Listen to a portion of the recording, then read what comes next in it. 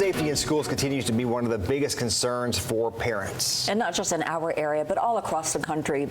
Georgia County took significant steps to help it.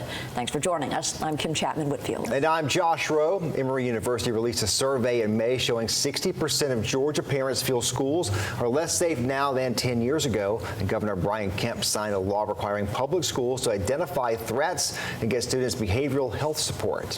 Whitfield County's solution is to provide more SROs than ever before. News Channel 9's Lily Butler went there today to talk about the SROs and how the increase equates to safer schools. At least one of these is in every Whitfield County school this year. Quite the change from previous years, as the district has nearly doubled the amount of school resource officers. It gives me peace of mind that I didn't have before. Superintendent Dr. Mike Uten hasn't always had that peace when it comes to safety in his schools. We would always have the question, why don't you have SROs in every school? The answer? Uten says it was mostly a lack of funding and lack of deputies available, but that all changed. I guess last year, the Georgia General Assembly had finally put some money that would be sustainable in our budgets. And Whitfield County Sheriff Darren Pierce said once they began hiring, it didn't take long to find school resource officers.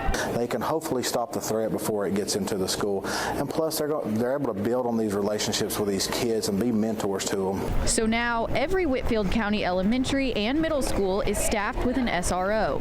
Every high school now has 2. It makes me feel a lot better because I was responsible for 3 schools. Which means David Hedrick no longer has to worry about response times to other schools. They have their own SRO that they can just call on the radio and they're in the building on campus. And can focus on the students at North Whitfield Middle School, where he'll be for the 3rd year in a row. I'm out here in the halls all the time. You know, the kids come up to me.